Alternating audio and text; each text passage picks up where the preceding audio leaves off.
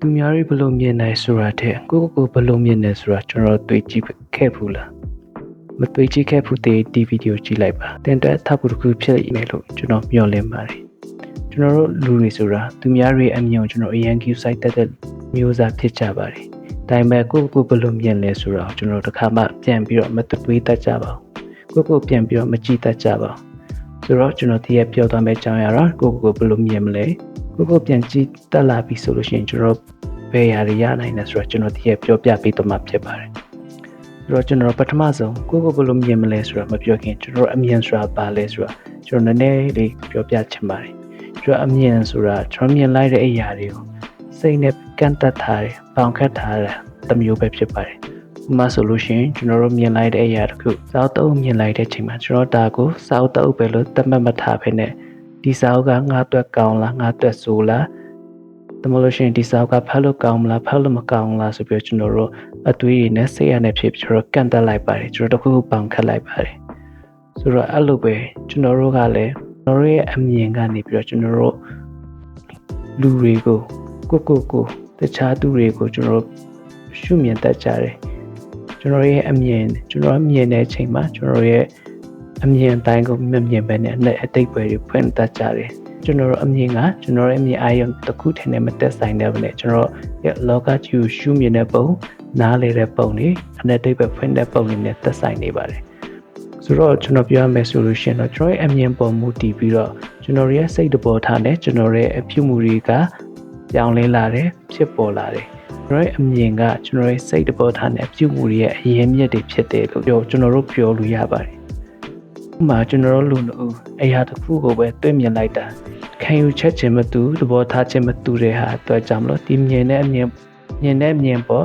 ကျွန်တော်ရဲ့ရှုမြင်ပုံတွေမတူတဲ့ကြောင့်မလို့သူရဲ့စိတ်တဘောထားတွေမတိုက်ဆိုင်မှုတွေဖြစ်လာတတ်တယ်။မဟုတ်လို့ရှိရင်ဒီကျွန်တော်တို့ဒီ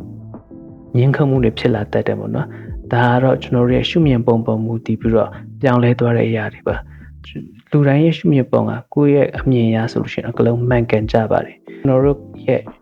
မြင်လိုက်တဲ့အရာကိုကျွန်တော်တို့ရဲ့အနက်သိပ်ပဲဖွင့်တဲ့ဆိုတဲ့ပုံတွေကကျွန်တော်ရဲ့ background ကျွန်တော်ရဲ့အရင်အတွေ့အကြုံတွေကနေပြီးတော့မှကျွန်တော်ဒီအရာကိုဆုံးဖြတ်တတ်တာကြောင့်မလို့ပါဆိုတော့ကျွန်တော်အမြင်လို့ပြောလိုက်ပြီဆိုလို့ရှိရင်ရေကန်တမရေခွဲတစ်ခက်ထဲမှာကို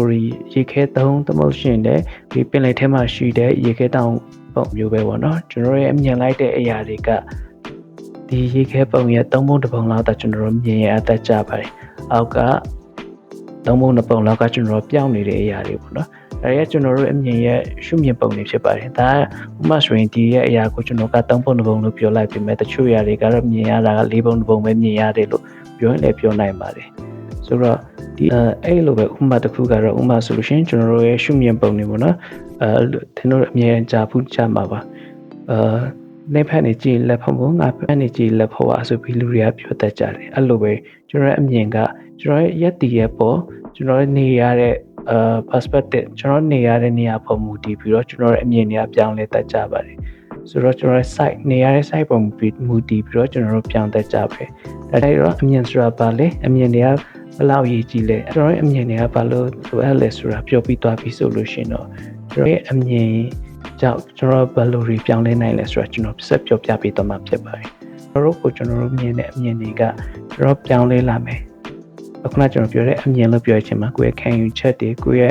ယက်တီချက်တွေဒါတွေပြောင်းလဲလာမယ်ဆိုလို့ရှိရင်ကိုယ့်ရဲ့အပြုအမူတွေလည်းပြောင်းလဲလာပါမယ်ကိုယ့်ရဲ့ပြုမှုတွေပြောင်းလဲလာတဲ့အတွက်ကြောင့်မလို့ကိုယ့်ရဲ့ရလည်းပို့ပြီးတော့ပြောင်းလဲလာပါမယ်ဆိုတော့ဒါအမြင်နဲ့ရလည်းရဲ့ပြောင်းလဲမှုဆက်သွယ်မှုပေါ့နော်အခုနကျွန်တော်ပြောလို့အမြင်ပြောင်းမယ်အမြင်ပြောင်းရင်ပြုမှုတွေလည်းပြောင်းလဲလာမယ်ပြုမှုပြောင်းလဲလာပြီဆိုရင်ကျွန်တော်ရဲ့ရလည်းတွေလည်းပြောင်းလဲလာမယ်ကျွန်တော်ရလည်းတွေပြောင်းလဲလာတဲ့အချိန်ကြလို့ရှိရင်တော့ကျွန်တော်ပါဆက်ဖြစ်လဲcycle ပုံစံလိုမျိုးပဲကျွန်တော်အမြင်လဲပို့ပြီးတော့တွေးခေါ်တက်လာမယ်ပို့ပြီးတော့မြင်တက်လာမယ်ဆိုတော့ကျွန်တော်အမြင်က upgrade ဖြစ်လာမယ်ပေါ့နော်ပို့ပြီးတော့တိုးတက်လာမယ်အဲဒါဆိုလို့ရှိရင်တော့ကျွန်တော်အပြုံးမှုကလည်းပို့ပြီးတော့အဆင့်တန်းတစ်ခုထိရောက်လာပြီးတော့ကျွန်တော်ပို့ပြီးတော့ကောင်းမွန်တဲ့အဆင့်တန်းတစ်ခုရောက်လာတဲ့ဒီရလဒ်တွေရရှိလာနိုင်တယ်ဒါကြောင့်မလို့ကျွန်တော်ရဲ့အမြင်ပြောင်းလဲလိုက်တာနဲ့ကျွန်တော်ရဲ့ရလဒ်တွေကရရှိလာတယ်ဆိုတော့ဆက်သွယ်မှုလေးတစ်ခုရတယ်ပေါ့နော် okay အဲဆိုတော့ကျွန်တော်အမြင်ပြောင်းလဲလိုက်ပြီဆိုလို့ရှိရင်ကျွန်တော်နားပြောတယ်လို့ကျွန်တော်တို့အပြုမှုတွေပြောင်းလဲလာတဲ့အချိန်ကျလို့ရှိရင်အပြုမှုကကျွန်တော်တို့အတွက်ဘာတွေဖြစ်လာလဲအလေးထားရဖြစ်လာတယ်ဥပမာဆိုလို့ရှိရင်ကျွန်တော်တို့ ကိုကျွန်တော်တို့မြင်တဲ့အမြင်ကျွန်တော်ငါဒီရဲ့ဒါတွေမလုပ်ဘူးဒါတွေလုပ်ခဲ့တယ်ဆိုတဲ့အမြင်တွေကိုကျွန်တော်မြင်ခြင်းအဖြစ်ကျွန်တော်ပြောင်းလဲလာတယ်ပြောင်းလဲလာတဲ့အချိန်မှာကျွန်တော်လေးထားရေးကျွန်တော်ပြောင်းလဲလာတယ်လေးထားရေးပြောင်းလဲလာတဲ့အချိန်မှာကျွန်တော်အကျင့်စရိုက်တွေပါကျွန်တော်တို့ပြောင်းလဲလာတတ်ကြတယ်အကျင့်စရိုက်ပြောင်းလဲလာတယ်လို့ပြောတဲ့အချိန်ကြာလို့ရှိရင်အတိကတော့ကျွန်တော်ဦးစားပေးရတော့ကိုယ့်ကိုဦးစားပေးပေါ့နော်ကိုယ့်ရဲ့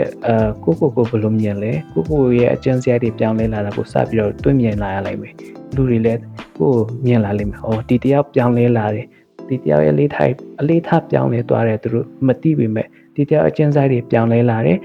ဒီတယောက်ရဲ့တိုးတက်မှုတွေကိုလူတွေပို့ပြီးတော့သိရှိလာတယ်အဲ့လိုပဲကျွန်တော်တို့လည်းပို့ပြီးတော့ကျွန်တော်ရဲ့အမြင်ကိုကျွန်တော်ပြောင်းလဲလိုက်ခြင်းဖြစ်ကျွန်တော်ရဲ့ကျန်းစရာတွေအထိကျွန်တော်တို့ပြောင်းလဲလာမယ်လူတွေကဘာလို့ဆိုအလေးထားကိုလူတွေကဂိမ်းမစိုက်တတ်ပြင်ပဲကျွန်တော်ရဲ့ပြုမှုလိုက်တဲ့အကျန်းစရာတွေကျွန်တော်တို့တွားလိုက်တဲ့အကျန်းစရာတွေခါကျတော့လူတွေကပို့ပြီးတော့မြင်တတ်ကြတယ်အဲ့မှာကျွန်တော်ရဲ့အမြင်ပြောင်းလဲခြင်းဖြစ်ကျွန်တော်လေးထားပြောင်းလဲသွားတဲ့အကျန်းစရာတွေပြောင်းလဲသွားတဲ့ခြင်းဖြစ်ကျွန်တော်ရဲ့ရလက်ကပို့ပြီးတော့ကောင်းလာတယ်ပေါ့နော်ဒါကြောင့်မလို့ကျွန်တော်တို့ကပို့ပြီးတော့ကောင်းမွန်စွာမြင်တတ်တဲ့လူတရားကိုပို့ဘလို့တိုးတက်အောင်တွားမလဲဆိုတော့ပို့ပြီးတော့မြင်တတ်တဲ့လူတရားဖြစ်လာနိုင်တယ်ဒါကြောင့်မလို့ကျွန်တော်ဒီပြောရှင်းတဲ့အကြောင်းအရာကတော့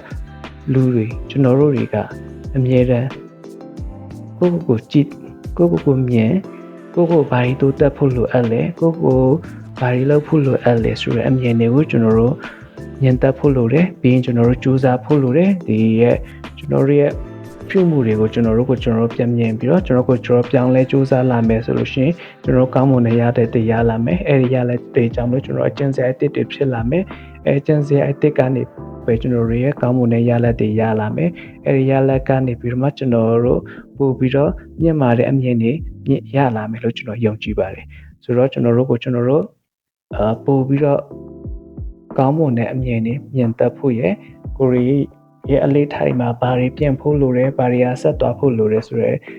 အရာတွေကိုမြင်တတ်ဖို့အတွက်ကိုပြန်ပြီးတော့တောင်းတကြည့်အောင်ကိုရှုမြင်တဲ့ပုံစံလေးတွေပြန်ပြီးတော့ပြောင်းလဲကြည့်ချင်အဖြစ်ကျွန်တော်တို့ပို့ပြီးတော့ကောင်းမွန်တဲ့ပို့ပြီးတော့တိုးတက်တဲ့လူတရားဖြစ်လာအောင်ကျွန်တော်ပြောင်းလဲနိုင်မယ်လို့ကျွန်တော်ယုံကြည်ပါတယ်ဒီဗီဒီယိုကတင်တဲ့အကျိုးတစ်ခုရှိခင်မဲ့ဆိုလို့ရှိရင်တော့ကျွန်တော်ကို like follow and share လေးလုပ်ပြီးဖို့ကျွန်တော်ပြောချင်ပါတယ်ကျေးဇူးတင်ပါတယ်